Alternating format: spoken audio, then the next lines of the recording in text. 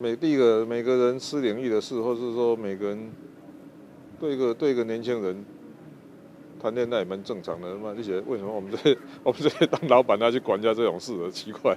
现在学姐好像爆出了新恋情，会不会怕影响到？就是如果说到时候需要她帮忙民众党的话，会有一些人气上的影响。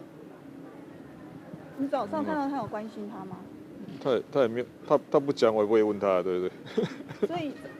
所以早上还不知道有这件事情。没有，知道了，我是后来我是在来的路上才知道，他早上还在报那个每日以前汇报的时候，他不露声色。市长，那你一个大家长的身份，你怎么看学姐谈恋爱？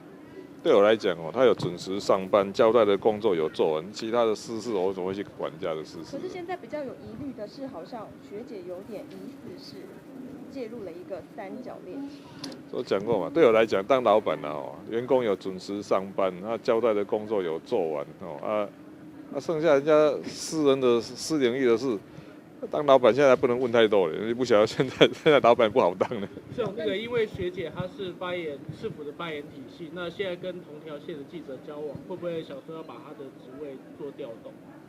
这有关吗？有啊，要不然同条线那个记者跑了很多独家。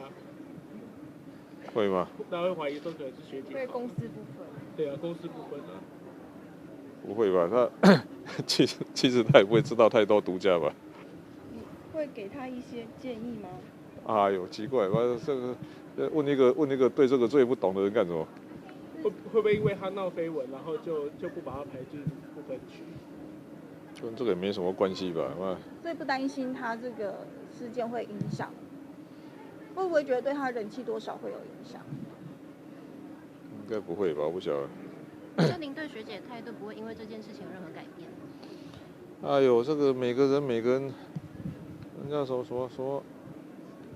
第一个每个人私领域的事，或是说每个人对一个年轻人谈恋爱蛮正常的嘛。而且为什么我们这些当老板要去管人家这种事呢？奇怪。这样，你先问一下你的不分区啊，郭台铭那边是有提供7个人名单给你，是不是？那他们有一些建议人选呢，但是我们还是有 interview 嘛。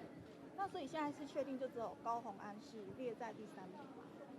反正再过几天你就知道了，你那么急干什么？现在有传出黄进要把它排在第9位，是真的？他有列入你的不分区名单里面吗？一样嘛，你到时候看就知道了。是不是这个策略是想要把不分区的票冲高吗？反正奇怪，再讲吧。有没有其他事可以问？那你觉得学姐放在不分区里面可以冲高选票吗？他还是有年轻选票嘛。那新民党跟那个郭台铭寻求合作啊，那会不会压缩到就是民众党这边的资源？你叫什么？就是新民党就是跟郭台铭合作，会不会压缩到民众党这边的资源？不会啊，这资源有什么关系？是看好高虹安有什么样的特质？